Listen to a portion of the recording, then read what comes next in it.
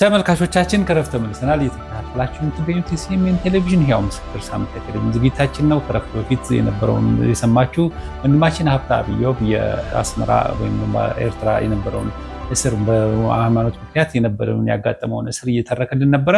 በፌሮ አሰረኝ ብለህ ነበር ያቆምከውና እንግዲህ ወንጌል ስለነገርከው ብቻ ነው። አሁን ወንጌል ስለነገርኩት ነው። እንግዲህ አሁን ምንድነው ብዙዎቹ ይሄ ሰውዬ አሁን እንደዛ ሲደርስ መከራ ሲደርስበት ደግሞ ከአንተ ጋር ያሉት በቃ ሀብተአብ አይሰማም እኮ ተው እያልኩ ዝም ብሎ ዘሎ ወደ እሳት የሚገባ ነው የሚለው።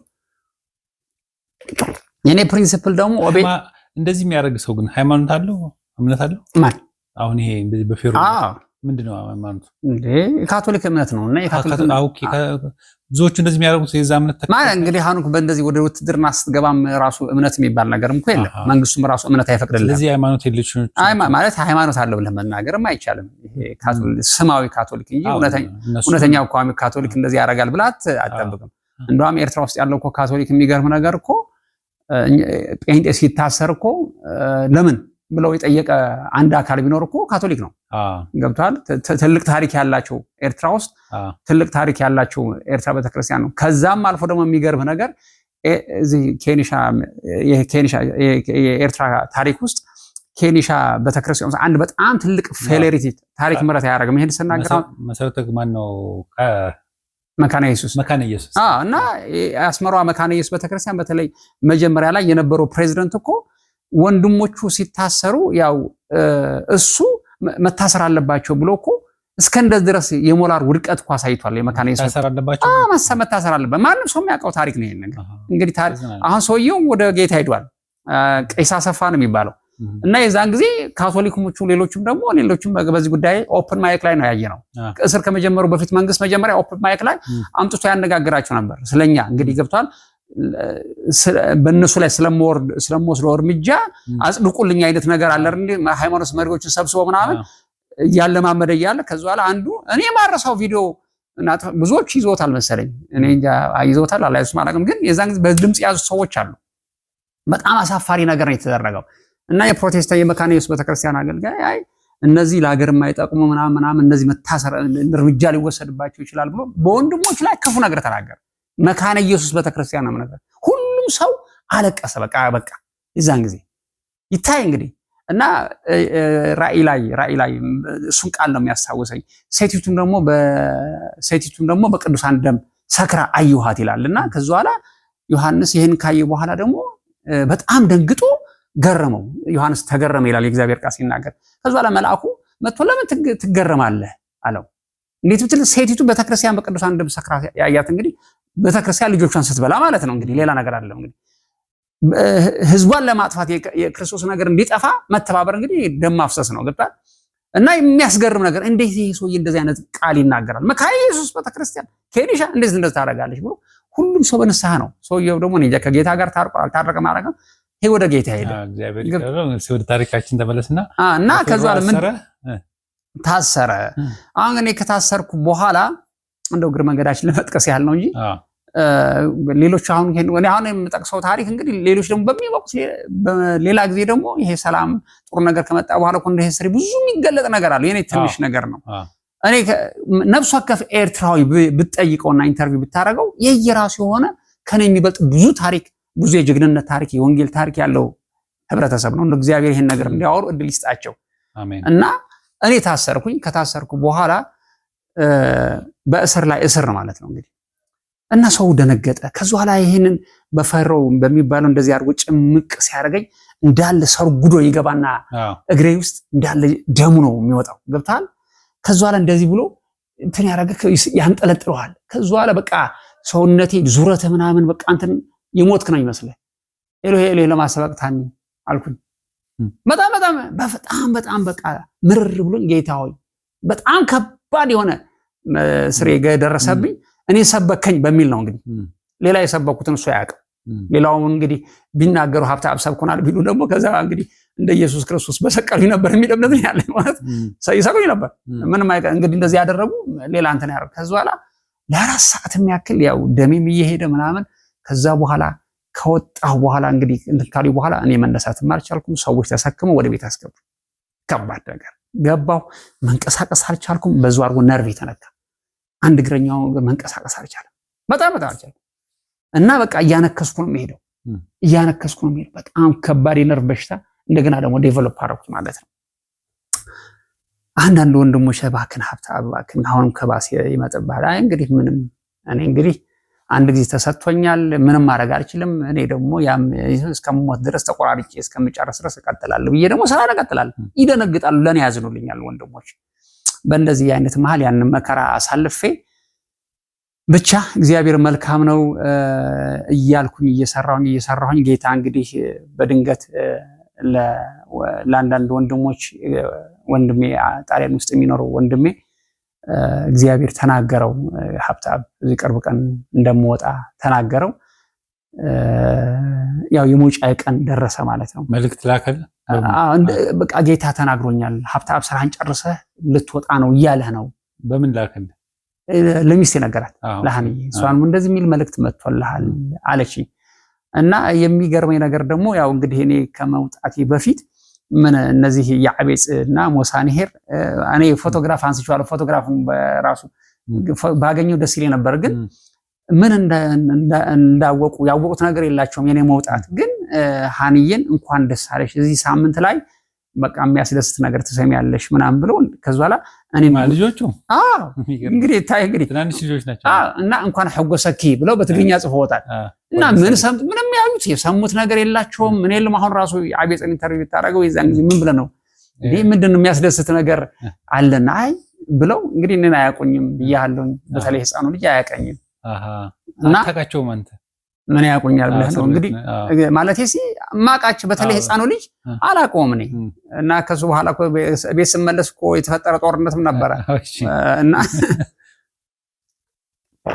አያውቁኝም። ስለማያውቁኝ የአባትነት ነገር አይቶ አያውቁም። ያሳደጓቸውም ደግሞ እግዚአብሔር ይባርካቸው የሐንዬ ቤተሰቦች፣ በተለይ ደስ የሚባል ወንድሜ በጣም ልጆቹን በቃ ከኔ ይልቅ እንደውም እሱን ይወዱታል። የሚገርም ነገር ስቲል እስካሁን ድረስ እሱን ያሳደጋቸዋል። እና እንዲሁም ደግሞ የኦርቶዶክስ ቤተክርስቲያን እንዲሁም አንዳንድ ጊዜ ደግሞ አለፍ ብለው የተለያዩ ቤተክርስቲያናት ይጎበኙዋት ነበር ሐንዬ። በተለይ ወደዛ ከመጣሁ በኋላ አይፍርድ ስለተፈረደ ብለው የሚጎበኙዋት ነበሩ። ግን በጣም ክሪቲካል በሆነ ጊዜ ግን እነዚህ ነበር ያገኟቸው። እና የኔ የእስር ጉዳይ ወደ ማለቁ አካባቢ ሲመጣ ያው ምን አሉኝ፣ ምዝገባ አደረጉ። ሁሉንም እስረኛ መመዝገብ ጀመሩ። ከዛ በኋላ ሲመዘግቡ ምን እያሉ ነው የሚመዘግቡት? የሚቀርው ነገር የትኛው ክፍለ ጦር ነህ ይላል። እኔ ደግሞ የትኛው ክፍለ ጦር ልበላቸው? ሰማያዊ ክፍለ ጦር ልበላቸው? የለም እንደዛ የሚባል ነገር ደግሞ የለም። ከዛ በኋላ ይመዘግቡና ወዲያውኑ እስርህን ከጨረስክ አንተ ከውትድርና ከመጣ ወደ መጣህበት ክፍለ ጦር ነው የምትመለሰው። ከሌለህ ደግሞ እንቅ አድርገው እንግዲህ ምን ያደርጉሃል? ሳዋ ነው የምትሄደው።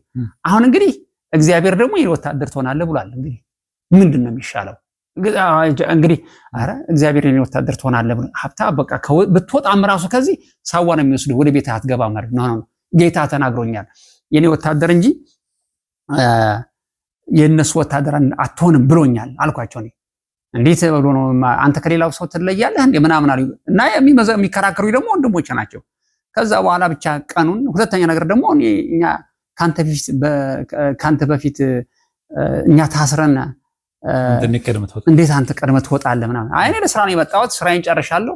ነፍሴም ወደ አምላኳ ስጋም ወደ አፈሩ ሳይመለስ ቶሎ ብዬ ስራዬን ልጨርስ የሚለውን መዝሙር እየዘመርኩኝ እንግዲህ ጌታ እንትን ብሎኛል እወጣለሁኝ አልኳቸው።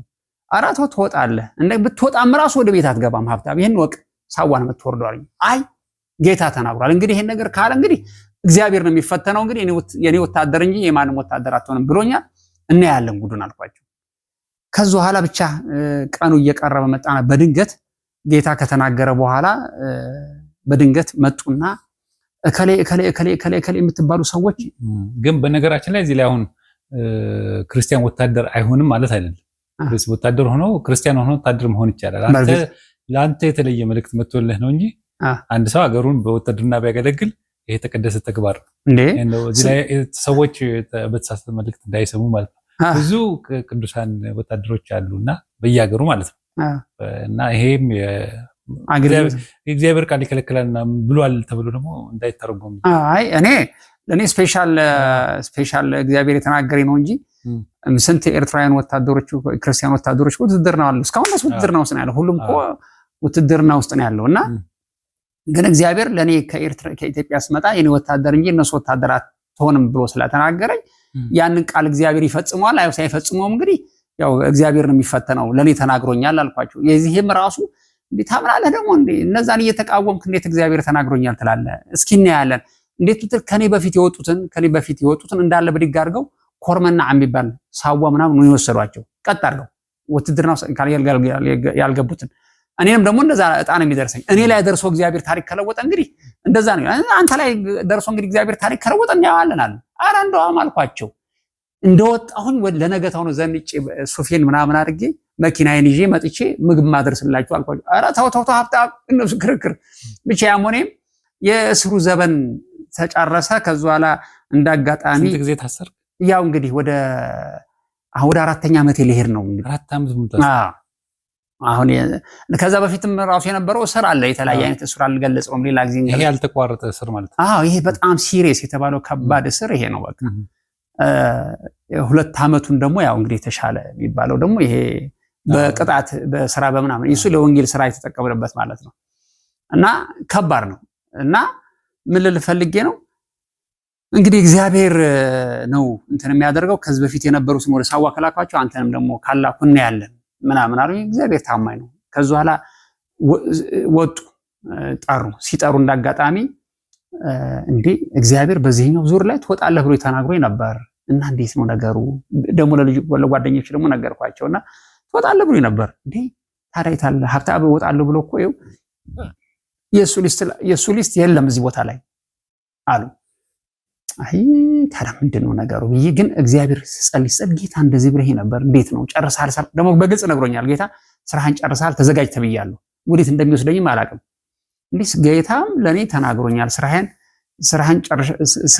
ጨርሰሃል ትወጣለህ ብሎኛልና ልወጣ ነው ስላቸው ኦኬ እና ያለን በለስ ያሉኝ። ወረቀቱ መጣ። የሚቀጥለው ወረቀት አንደኛው ወረቀት ላይ የኔ ስም የለም። ከዛ በኋላ ከ2 ሳምንት በኋላ እንደገና ወረቀት ሊመጣ ነው። ከመምጣቱ በፊት ህልም አለምኩኝ። እዛ ህልም ላይ ደግሞ የመጀመሪያ ሊስት ያለው የኔ ነው። ከዛ በኋላ ለአንድ ጓደኛ አንተ ዛሬ ህልም አለምኩኝ አልኩት። ምን አለም? መጥተው የሚጠሩኝ ይመስለኛልና ከዛ በኋላ ያው የኔ ስም መጀመሪያ አይ ሀብት ሼባክ እንደዚህ ያልክ አትንገራቸው፣ እነዚህ እንደው አንተ ለመውጊያ ነው የምትጠቀሙበትና አትንገራቸው ለኔ ብቻ አረገርም። አሁን ከተጠራ ቆይ አንደኛ ነው የምወጣው አልኳቸው። ከዛ በኋላ እንደተባለው ሲመጡ ወዲያውኑ መጀመሪያ ያለ ስም የኔ ሊስት ሀብታ አብዮብ ተባለና ስር በቃ ሁሉ ደነገጠ። በተለይ ደግሞ እነዛ መንከባከባቸው የነበሩት በጥሩ ነገር የሚያውቁ ሰዎች ምናምን ወይ ሀብታ ብሎ ቅፍ አድርጎ እኔ ደግሞ ሃሌሉያ አልኩኝ። አራት ወንድ ሃሌሉያ ይባላል ነገር አልተወም እምነቱ ተብለ ደግሞ ሌላ ችግር። አሁን ራሱ ያን ጉድ ኒውስ ይዞ የመጣው ፖሊስ ራሱ በቃ በክርስቲያኖች መፈታት በጣም ደስ የሚላቸው ደግሞ ያውቃሉ እኮ ለምንድን ምን ተብሎ ነው እነዚህ ውስጡን እኮ ከኛ የቀሙትን መጽሐፍት እኮ እነሱ ያነቡታል። እና በጣም ድረስ ሃሌሉያ ብትልም ኢየሱስ ጌታ ነው ብትልም የዛን ጊዜ እንትን ምንም የሚሉት ነገር የላቸው። ስለዚህ መጽሐፋቸውም ራሱ ስራ ይሰራል ማለት ነው። ከእናንተ ተቀምጠው ለነሱ ያገለግላል እንዴ። እና ከዛ በኋላ ሃሌሉያ ብዬ ከዛ በኋላ ወዲያውኑ እንትን አልኩኝ። አሁን እዚህ ነገር ላይ ልነግርህ የምፈልገው አሁን ከማይስሯ ከወጣ በኋላ ቀጥ ብለህ ወዴት ነው የምትሄደው? ነገሩን የዋሱን የምናምኑን ፕሮሰስ የሚጨርስልህ ከዛ ከማይስሯ የሚባል እስር ከመቅጫው በስራ የምትቀጣበት ቦታ ወጥተህ ወደ ዋናው እስር ቤት ነው የምትሄደው። እዛ ነው ፕሮሰሱ የሚጨርሰው። እዛ ፕሮሰስ የሚጨርስ ድረስ ደግሞ ትቆያለህ። እዛ የከባድ እስር ቤት ነው እሱ። 1 ሳምንት ነው 2 ሳምንት ትቆያለህ እዛ ቦታ። ወደ ሳዋ የሚሄደው ወደ ሳዋ ይሄዳል። ወደ ሳዋ የሚሄደው ደግሞ ወደ ክፍለ ጦሩ ነው የሚሄደው። ከዛ በኋላ ወዲያውኑ እኔና ጓደኛዬ እንዲሁም ደግሞ ከኔ ጋር የተጠሩ ሰዎች ናቸውና አብረን ተያይዘን መሄድ ጀመርን። በቃ ወተን ልብሳችንን ምናምን ይዘን በቃ ስንሄድ ወተን ተራራው ላይ በጣም ተራራ ነው እየተጓዝን ምናምን ወደኋላ ዘወር ብለን በቃ አሁን ይሄን ማይሰሩ ተለየዎች ማለት ነው ቻው በቃ እንግዲህ ምናምን ብዬ ያው ቻው ላታለሁ እስር ቤቱ። ከዛ በኋላ ከኔ ጋር ሲመጣ የነበረው አንድ ጓደኛዬ ምን ይለኛል፣ ተራራው ላይ ቁጭ ብሎ የሆነ እንትን ብሎ ቁጭ ብሎ ያለቅስ ጀመር። በስነ ስርዓት እኮ ነው ነገር ተስዬ ያለቅሳል። ከኔ ጋር ይወጣ ነው እንዴ አንተ ደስ ይበለህ ወጣ አሁን እኮ ሚስትህንም ታገኝ ተለቃችሁ ወጣችሁ አሁን ተለቀን ወደዛኛው ፕሮሰስ የሚጨርስበት ቦታ ነው እና ያ ከፊት ወታደር አለ፣ ከኋላ ወታደር አለ። በእግር ነው የሚኬደው እና ከዛ በኋላ ያለቅሳል። ብዙ እስረኞች ልብሳቸው ምናምናቸውን ሳንጣቸውን ይዞ እየወጡ ነው እና ቁጭ ብሎ ተራራው ላይ እስር ቤቱን እያየ እንደዚህ እያማተረ ያለቅሳል። ምን ነው ምን ሆንክ ምናምን ስለው እኔና አሁን እንደው እኔ እናንተ አሁን ታስረን ወጣ ልንል ነው አለ። እኔም እንዳንተ ታስሬ ወጣው ብዬ ነው የምናገረው አለኝ። ምን ሆንክ ስለው አንተ ብትወጣ ምንም አይቆጭህም፣ እኔ ግን ተቆጭቶኛል አለኝ። ምንድነው ስለው እኔ ምንም ነገር ሳራ ነው የወጣሁት፣ ወንጌል አልሰበኩኝ፣ ምን አላልኩኝ፣ ነፍሳትም አላመጣሁ። አሁን እንዳንተ አንተ እንደ ጀግናው ጀነራል እየወጣ ነው፣ እኔ ግን እንደ ተራ ወታደርም ልወጣ አልችልም ብሎ በጣም በልዩ ቁጭት ተሰምቶት ያንን እድል ባለመጠቀሙ በጣም አዝኖ እንትን ያደርጋል። ከዛ በኋላ እንደዛ ብሎ ሲያዝን እኔም ደግሞ ከሱ ጋር ቁጭ ብዬ ማለቀስ ጀመርኩ። ምን ብዬ አለቅሳለሁ? እኔም ደግሞ ልሰብክ የሚገባውኝን ነገር አለመስበኬ አንዳንድ እድሎችን ሚስ ያረኳቸውን ሁለተኛ አለማድረጌ ሁለታችንም ቁጭ ብለን ያው አዘንን። ይሄ የዘገነም ማዘንም ያልዘገነም ማዘንም የሚባል ታሪክ ሰምታል አላ የዘገነም ማዘን ያልዘገነም ማዘን እንደሚባል ልክ እንደዚህ አይነት ታሪክ ነው የመጣው። መጨረሻ ላይ አዳቤቱ ገባን። ከገባን በኋላ ያው እዚህ ቆዩ ዋሱን እስከሚመጣላችሁ ድረስ ምናምን ይሁን ፕሮሰሱን ምናምን። ከዛ በኋላ ያው እንግዲህ አንተ ወደ ውትድርና ምን ብሎ ይጽፍላል? አንተ የወታደር ከሆንክ እዛ የውትድርና ይሄ በእምነቱ ምክንያት እንደዚህ ታስሮ የነበረ ሰው ነው ተቀበሉት። እዛ ቦታ ላይ ደግሞ እንደዚህ አይነት እንቅስቃሴ ካለ ተከታተሉት የሚል የሞት ደብዳቤ ነው የሚሰጡ በአንተ በእጅ ላይ የሚሰጡት። አሁን ይሄን ደብዳቤ ልንሰጥ ነው፣ ካልሆነ ደግሞ ያው ወደ ሳወም ሊሄድ ነው ማለት ነው። አሁን ሰው ከኔ ጋር የታሰሩትና እዛ እንትና ማይስሯ ጥያቸው የመጣው ሰዎች ምንድነው ሀብታም አሁን ምንድነው የሚሆነው? ምንድነው ጉድ የሚሆነው? እስኪ እናየዋለን። ይሄ ሳዋ ነው የሚመስሉት ምናምን ብሎ ስለኔ ይከራከራሉ። ግን እግዚአብሔር ደግሞ ቃሉን አይሽርም። ወዲያውኑ ይሄ ነገር ቀጠለ። ሳምንት የሚያክል መጣ። ከመጣን በኋላ ለሁላችንም የዋስ ወረቀት ከመንተን ካለ በኋላ የሆነ እዚህ ሀገር የነበረ አሚቼ ነው እዚህ ሀገር የነበረና ሲጃራ እንደዚህ ያጨሳል። ኖ ጥራቸው እነዚህን የእምነት ነው መንፈስ ነው የሚባሉት እነዚህ መንፈሶችን ጥራቸው ብሎ ጠራ። ከጠራም በኋላ እቃችሁን ይዛችሁ ውጡ በላችሁ ይላል። እቃችሁ ከዛ በኋላ አንተ ከየትኛው ነው የመጣኸው? ይሄ ከ22 ክፍለ ሰራዊት። እሺ አንተስ ከየትኛው ነው የመጣኸው? ከእንትና ክፍለ ሰራዊት። አንተ ከየትኛው ነው የመጣኸው? እኔ ቦርድ ነኝ። የቦርድ ማለት እንግዲህ በጤንነት ምክንያት ከውትድርና የወጣው። አንተ ከየትኛው ክፍለ ሰራዊት ነው የመጣኸው? ከምንም ክፍለ ሰራዊት አይደለሁም ማለት ሳዋል ሄድክም ወታደር አይደለም። እንዴት ብሎ እስካሁን ድረስ አንተ ያራያ እያለ እንዴት ወታደር እስካሁን አይደለሁም ምናምን ትለኛለህ? እዚያ በዚህ እድሜ ምናምን እንዴት ብሎ ምናምን ብሎ እንግዲህ ያው እንግዲህ እኔ አይደለሁም ወታደር አይደለሁም የምንኛውን ክፍለ ሰራዊት ውስጥ የለሁም ማለት ምን አይነት ነገር ነው እያለ ያቦላል። ከዛ ላይ ሂድ እዛ ቆዩ አለና የሆነ ሻይ ቤት ውስጥ ቆይ ይለናል። እዛ ጋር ረሳን ለማርጉ ረሳን። ከዛ በኋላ እነሱ ደግሞ አረ ምን ነው ዘገየህብን ምናምን ብሎ ከ3 ሰዓት በኋላ ሻይ ቤት ከተቀመጠን በኋላ እንግዲህ ሀብታብ አንተን በዚህ ሻይ ቤት አድርገህ ላጥ ብለህ ውጣ አለኝ አሉ። ለምን ስለው አሁን ከተመለስክ ውትድርና ውስጥ ይከታል። እግዚአብሔር እንግዲህ መንገዱን ከፍቶልህ በዚህ አድርገህ ላጥ ብለህ ነፃ ወጣሃል። አሁን ምንም እንትን የለው። አይ እግዚአብሔር እኔ ወታደር አይደለም ስላለኝ ራሱ እግዚአብሔር ይፈተን ቀጥ ብዬ ግን እመለሳለሁ። መሄድ ይችላል። ከእንትን ወጥቼ ሻይ ቤት ላይ ነው ያለሁት። ከዛ በኋላ እነሱ ግን ወረቀታቸውን እየጠበቁ ነው። መጨረሻ ላይ ጠራን። ከጠራን በኋላ ኑ በላቸው አንተ እነዚህ እምነቶችን ጥሉ ኑ በላቸው አለ። አቤት ከላይ ሂድ ይሄንን ለሰራዊቱ ኃላፊ ከሰጠ በኋላ ዋስ ታወርዳለህ እንዳይክድ ማለት ነው። እንትና ከሌ እያለ ሁሉንም ጠራና እኔ ብቻ ቀረው ቁጭ እየቆረቀረው አንተ እስኪ የትኛው ሰራዊት ነኝ ረስቶኝ አይደለም ብሎ እኔ ከምንም ሰራዊት አይደለሁም አልኩ። ስለ ታዲያ ምን ታደርጋለህ? ሂዱታ ምን አባክንስ ሊዳ ምን ታደርጋለህ? ታዲያ ሂዱታ ሰራዊት ካለው ግን ታዲያ ምን ላድርግ አለኝ። ኧረ ተው ብዬ ሃሌሉያ ብዬ ወንድም ቢጫ ቦርሳ ነበር ከእስር ቤት እየወጣሁት ቀጥ ብዬ ወንድም ወጣ። ሰው ደግሞ እግዚአብሔር እንኳን ደስ አላችሁ እስረኛ የሚጠይቁ በጣም ሰልፉን ይዘውታል። አዳቤቱ የሚባለው እስር ላይ አይነየ ምስኪን ደግሞ የሚገርም ነገር እኔ ለመጠየቅ መታለች አላ ምስኪኑ እዛ ጋር አሻግረውታል ምናምን እንደምትወጣ አታውቅም ምን ታውቃለች። እና ወደ አዳቤቱ ግን እንደዚህ ብሎታል። አሁን ለሌላ ምርመራን የወሰዱት ምናምን ጭንቀት ውስጥ ገብታለች ይታይ። እና ወዲያውኑ ሀንዬ እንጀር ወጡን ምናምኑን ይዛ እዛ መታለች። ከዛ በኋላ እኔ ወጥቼ እሷ ደግሞ ለሀብታም የሚሆን እስኪ ባናና ምናምን ልግዛለት ብዬ እዛ ሻይ ቤት እንትኑ አጠገብ እዛ እስር ቤቱ አጠገብ ባናና የሚገዛበት አለ። ወንድምህ ባናና ልትገዛ ፊቷን አዘረው ባለሱቁ ጋር ትነጋገራለች። እኔ ከዚህ በኋላ ቦርሳዬን ይዤ መጥቼ ከኋላ ሃኒ ስላት በኢየሱስ ስም ደነገጠች፣ ፍዝዝ አለች። ውይ ብላ ቅፍ አድርጋ እምባዋን አነባች። ከሷ ላይ ሰውም ክብብ አድርጎ ምናምን እልል አለ ምናምን ሰው አለ አይደል እንዴ ታስሮ ነበር አላወቅሽም ነበር አለምን አቃሉ ይብላ ከዛ ላይ ይዛ የመጣችው ምግብ ምናምን በቃ ለእስረኞች ስጣቸው ምናምን ወረፋውን ትታ ስጣቸው በቃ ምናምን እቃዋንም ምናምን ይዛ ባሏን ይዛ ቀጥ ብላ ተመለሰች ይላል። ከዛ በኋላ ከወጣን በኋላ እዛ ለነበሩት እዛ አቤቱ ቁጥር 3 ነች አውቶቡስ የምታረገው ማንንም ሰው አልሰማም። ከዛ በኋላ ከወጣሁ በኋላ እዛ ወጥቼም ራሱ እዛ አቤቱ በሩ ላይ ለአንዱ ስለ ጌታ ኢየሱስ ክርስቶስ ነግረዋልና ስነግረው ከዛ በኋላ እንዴ የት ነው ታስረ ነበር አይደል ታሪኩን ስነግረው አሁን እኮ ታስሬ የወጣሁት ግን ጌታ ኢየሱስ መልካም ነው ምናምን ብዬ ደግሞ መሰከርለታለሁ።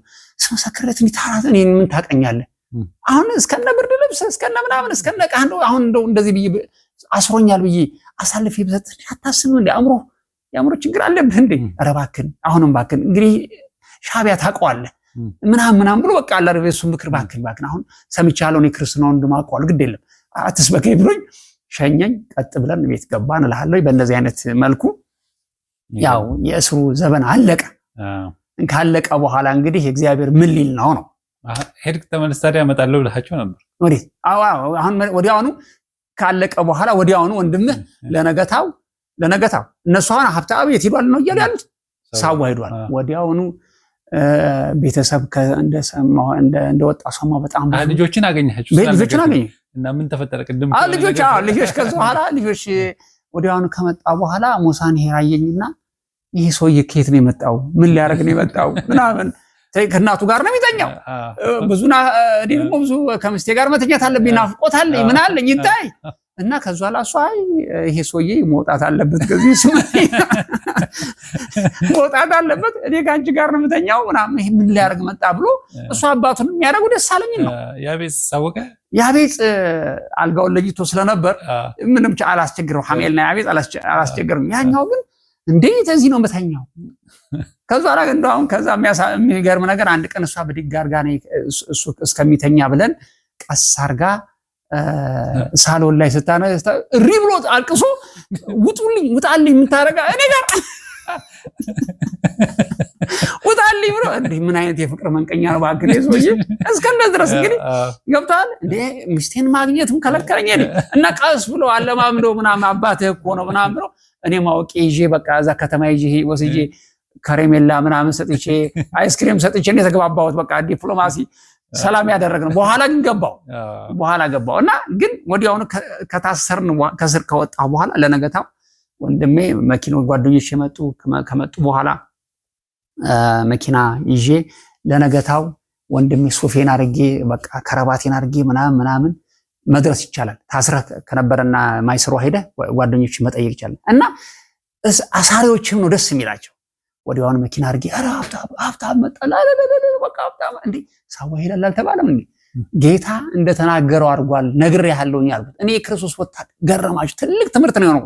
እኔ ከወጣ በኋላ ለነሱ በጣም ትልቅ ትምህርት ነው የሆናቸውና እነሱን ጎበኘኋቸው። እግዚአብሔርም ደግሞ ረድቶኝ ያቺ ትንሽ ያስለቀሰችኝ ነገር አለ እንዴ ያዘገነ ማዘን እሷ ያቺ የቀረችኝ ስራ ደግሞ ከውጭ እንዴት አድርጌ ነው የምሰራው ብዬ ደግሞ ያው ባለኝ ጥበብ ጥሩ ስራ ደግሞ እዛ ውጭ ሆኜ ደግሞ የወንጌል ስራ ወደዛ እስር ቤት የሚገባበት ነገር ደግሞ ቀጥል።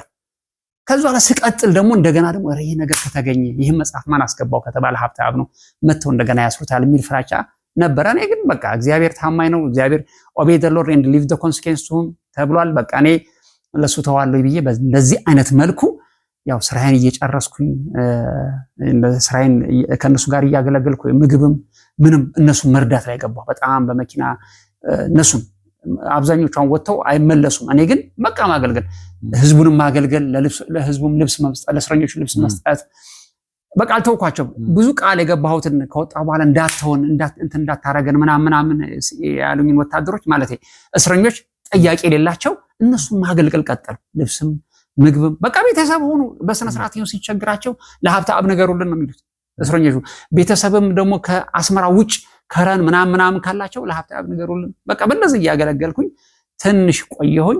እግዚአብሔር ብሎት ደግሞ ያው እንግዲህ እንደምታውቀው ይሄ የኤርትራና ኢትዮጵያ የድንበር መከፈት ዶክተር አብይ መጣ። ከመጣ በኋላ ደግሞ ድንበሩ ተከፈተ። አሁን ድንበሩ ሲከፈት እንግዲህ እግዚአብሔር ሲከፈት እንግዲህ ያው ወደ ኢትዮጵያ ቀደም ብሎ ወደ ኢትዮጵያ ሄጄ ወንጌል እንደምሰብክ ያሰማችሁ እስቲ ያኔ የነበረውን ፊሊንግ ሲንገረን። ምን ምክንያቱም ረጅም ዘመን ከኢትዮጵያ ካሉ ዘመዶቻችሁ ጋር ተገናኝታችሁ አታውቁም። ወደ ኢትዮጵያ መምጣትም ተስፋም አልነበራችሁም አይደል? ምን ተሰማችሁ? የዛን ጊዜ የሚገርም ነገር አንድ የሆነች ነገር ልንገር። ምናልባት ይሄን ነገር የምትሰማው አንድ እህታችን አለችና እኔ ቀደም ብዬ በቃ እንደዚህ አይነት የአማርኛ ትራክቶች የምስራች ላጣብቀኝ የሚሉ ቆይ እንትኑን ልክልሃለሁና በአማርኛ በትግርኛ በተለያየ አይነት ቋንቋ አስተርጉሜ ያሳተምኩት። ሳሳትመው የዛን ጊዜ ምን አለችኝ እህቴ፣ አሁን ትገብታበታለች፣ ግን ይሄን ነገር ስታደርገው እኮ ነው ይሄ ልጅ እብድ ነው ወይ ልህ ነበር አለች። እንግዲህ በአሁኑ ኢትዮጵያና ኤርትራ ተለያይቷል ያሉት። ማን ለመድረስ ነው አንተ አሁን በአማርኛ ትራክት ምጽፈው አለች። አሁን ይሄ ታትሞ ትራክቶቹ በእግዚአብሔር ፊት ነው ነገር ታትሞ ስንት ዘመን ሙሉ አንደርግራውንድ ቀብረናል። ጊዜ ያመጣለታል ብለን ነው እግዚአብሔር። በጣም በብዙ የሚቆጠር ትራክቶች ናቸው እና ይሄ እብድ ነው አለች። በቃ እህቴ ማለት እብድ ነው ከበግልጽ አለኝ። ግን ምንድነው ነገሩ? ግን ዝም አለች። ክፉ ነገር አልተናገረችም። አሁን ነው እንግዲህ ንስሐ መትገባለኝ። ግን እግዚአብሔር እድል ሰጥቶን አንድ ቀን ወደ ኢትዮጵያ ደግሞ እንሄዳለን የሚል ነው እና በልባችን ውስጥ ያለውን ነገር እንግዲህ እግዚአብሔር ሊያረገው ነው እና ታምቀን የነበር ወንጌልም መስበክ በተለይ ደግሞ ለትግራይ ህዝብ ለአማራ ህዝብ የሚባሉ እነዚህ እንትኖች ደግሞ በእኛ እይታ በእኔ እይታ ውስጥ ነው የነበሩት። ከሱ ኋላ ድንበሩ ሲከፈት ወንድሜ ላምነው አልቻልኩም። በፍጹም ሊያምነው የነበረው ደስታ እየተሳተምካቸው አማርኛ ናቸው፣ እንደገና ደግሞ የወንጌል ትራክቶች ናቸው። ኤርትራ ውስጥ እንዴት ልታሳትም ይችላል? ቀደም ብዬ ያሳተምኩ ናቸው። ዝም ብሎ አስመራ ውስጥ አንደርግራውንድ ይፈቀድ ነበር። አንደርግራውንድ ተሳተም አንደርግራውንድ ነው እንጂ ከተገኘ እኮ አለቀልህ። አንደርግራውንድ ላይ ማተሚያ ቤቶች ደፍራት ማለት ያ በቃ አንዳንድ ጊዜ ያው ዋጋ ከፍለህ በእንደዚህ አይነት ጨካኝ የወንጌል ልብ ያላቸው ማተሚያ ቤቶች ያትሙልሃል እና ያን ነገር ከሌሎችን ከማሳተምበት ጋር ነው እንግዲህ ያሳተምኩት። አሳተሜ ያው ደብቄዋለሁ። ስንት ዘመን ወደ 10 ምናምን ዓመት እንግዲህ ተቀምጧል። ምንም ነገር ሳይበላሽ በጥሩ ሁኔታ ተቀምጦ አሁን ይሄን ነገር ሲመጣ የነበረው ደስታ የነበረው እልልታ ሌላ ነው እና ወዲያውኑ እኔ በድንገት ወደ ኤርፖርት ሰው ልሸኝ ሄድኩኝና ዛሬ ድንበሩ ይከፈታል አሉ። ሰው ልሸኝ ነው ሄድኩት። ወዲያውኑ ልቤ ፓምፕ ማድረግ ጀመረ። ኤርፖርት ውስጥ እያለሁ ኧረ ተው አልኩኝ። አዎ በሄሊኮፕተር ኢሳያስ አፈወርቂ ወደ እንትና ሄዷልና ዛሬ ድንበሩ ይከፈታል ምናምን ሲል ወዲያውኑ ለጓደኞች ደዋው ሌላም ደግሞ አንድ ጓደኛችን አለ አሁን ካናዳ ነው ያለው ሀብቶ የሚባል እንደዚህ በቃ ኧረ ተው እንሂድ አልኳቸው። አሁን ወዲያውኑ እነሱ የታያቸው በቃ የነበረው ሙቀት ምናምን አሁን ወዲያውኑ እኔ ይሄንን ያለውን ይሄ ሙቀቱ አንድ ቀን መቀዝቀዙ እንደማይቀር በደንብ አድርጎን ይገባኝ እና ይሄንን አድቫንቴጅ መጠቀም መቻል አለብኝ ብዬ ወዲያውኑ አንዳንዶቹ የኛ ልጆች በቃ ንግድ መጀመር ንግድ መለዋወጥ ምናምን ሲያረጉ ወዲያውኑ ጓደኞች ነበሩ እኔ ከናንተ ሀብታም ከኛ ጋር ትሄዳለህ ሲሉኝ ምን ስራ አለ እኛ ቢዝነስ ነው የምንሰራው ጓደኞች ናቸው ቢዝነስ እንሰራለን አንተም የሆነ ትንሽ ብር ኢንቨስት አድርግና ከኛ ጋር ቢዝነስ አድርጋለሁ አይ እኔ ቢዝነስ ሌላ ነውና ሌላ ስራ ሰራለሁኝ ምን አይነት መታወቁት ነው ብዬ ተቀብሮ የነበረውን ጌታ እንትን የሰጠኝ ያስቀምጦት የነበረው መጽሐፍት ፈልጌ ትራክቶችን እንዳለ መኪና ላይ ጫንኩ። አሁን የዛን ጊዜ መኪናውን በመኪና ጭነን ወደ ድንበሩ አቋርጠን ከሄድን እና እንዳጋጣሚ የኤርትራ ወታደር ቼክ ካደረገ አለቀለ ትያዛለ። ግን ሙቀቱ ምን ፍተሽ አልነበረም፣ ነፃ ነው የነበረው። እንደፈለገ ዕቃ ይገባል እንደፈለገ ይወጣል ምናምን። ወዲያውኑ እኔ ወንድም የምስራችና በትግርኛ ደግሞ ፍቅር ይዞት የሚል ትራክት ነበረኝ። ያ ፍቅር ይዞት የምትለውን ታውቃለህ። በትግርኛ ደግሞ ፍቅር ይዞ ፍቅር ገዲዶ የምትል ቋንቋ ነበረች። የዛን ጊዜ ደግሞ ጥሩ አጋጣሚ ሆኖ ዶክተር አብይ ፍቅር ያቸንፋል የሚል ቋንቋ ተጠቅሞ ነበር። አሁን ወዲያውኑ እኔ እነዛን ትራክቶችን እና ባይብሎችን ይዤ ወደ ትግራይ መሬት ገባሁ። ወደ ትግራይ መሬት ከገባን በኋላ እያንዳንዱ ገጠር ላይ ያንን ትራክት ስንሰጥ ወዲያውኑ የትግራይ ልጆች ያንን ወረቀት ብድግ ያደረጉና ይሄማ ዶክተር አብይ ከተናገረው ጋር ስለሱ የሚያወራ ነው ብለው ያነቡታል። መጨረሻ ላይ ስለ ኢየሱስ የሚያገኙት በእንደዚህ አይነት ሙቀት በቃ እየተመላለስን ወንጌልን ወደ ትግራይ በቃ በጣም እየተመላለሱ መጨረሻ ላይ ራሴም የጓደኞችን መኪና እየተጠቀምኩኝ እንትን እያረኩኝ በቃ መስራት ጀመርኩ። ጥሩ እንግዲህ አስመራ የድረስ የመጣ አስመራ 5 ጊዜ በቃ ወደ ትግራይ ከተማዎች እየገባን ወደ መቀሌም እየገባን የዛን ጊዜ ወንጌል መስበክ ጀመር። ከብዙ ትግርኛ ተናገር እንደዚህ ደግሞ ከዚህ በኋላ አንዱ በጣም የማረሳው ነገር እንዴ የትግራይ ልጆች አስመራ ውስጥ ጴንጤ አለ እንዴ? እንዴ ጠፍቷል። ኢሳያስ አፈወርቂ የኦርቶዶክስ ወዳጅ ነው የሚል ሰምተናል ነበር እንዴ? እንዴ ይሄ ሁላ ጴንጤ ከየት መጣ? እዛ መቶ ወንጌሉን ትራክቱ ሲዘራው በቃ እንትን ነው እንደ ዘመቻ አይነት ነገር ነው የገባው ክርስቲያኑ እና ግርም ብሏቸው በቃ እግዚአብሔር አንተ ጋር ሌሎች መጥቶ ነበር ከኔ ጋር በእኛ መኪና ውስጥ የአንድ ቫን መኪና ነች። ልክ ስንት ነበራሽ? የዛን ጊዜ አይ ቲንክ ወደ 5-6 ሰዎች ነን ብቻ እንትን ብለው ለንግድም ስራ እኔ ግን ለወንጌል ስራ መጥቼ በቃ መጽሐፍ ቅዱሶችን ምናምኖች እንዳለ አስመራ ውስጥ አስቀምጫቸው የነበርኩትን እቃዎች ማቴሪያሎች ወዲያውን ወደ ትግራይ ሽፍት አረኳቸው። ትራክት አይቀር ምን አይቀር ተጠቅመን ሽፍት አረግን። እንደዛ እያረግን 5 ጊዜ 10 ጊዜ እንግዲህ እግዚአብሔር ሌላ ምዕራፍ ከፈተ። አሁን እንግዲህ ወደ ኢትዮጵያ ያለው አገልግሎት ደግሞ እንዴት ይሆናል? እንዴት ቻሌንጆች አሉት። በጣም የሚያስገርም ነገሮችን ታውቃለህ። እነሱን እንግዲህ ቀጥለን ደግሞ እንነጋገራለን። በጣም ጥሩ። እንግዲህ በቀጥለን ደግሞ በኢትዮጵያ ያለውን ወደ ኢትዮጵያ መጣ አገልግሎታል። ስለዚህ ያንን አገልግሎት ደግሞ እንዴት ወደ ኢትዮጵያ ጠቅልለህ እንደመጣህም እሱን የምንነጋገርበት ይሆናል። ተመልካቾቻችን የዛሬ ፕሮግራማችን ሰዓታችን ስላለቀ በዚህ ይጠናቀቃል። እንግዲህ በሚቀጥለው ፕሮግራማችን ወደ ኢትዮጵያ እንዴት እንደመጣ ከዛ በኋላ ያጋጠማቸውን ደግሞ ያጋጠሙ በርካታ ነገሮች ያጋጥሙታል። እሱንም ደግሞ የሚተረክልን ይሆናል። ይህንን ያመለጣችሁን ክፍል የምትፈልጉ ዩቲዩብ አድራሻችን ላይ ሲኤምኤን ቲቪ ኢትዮጵያ ብላችሁ ገብታችሁ ማግኘት ትችላላችሁ። ለማንኛውም በሚቀጥለው ሳምንት እንገናኛለን። እስከዛው ድረስ እግዚአብሔር ከሁላችን ጋር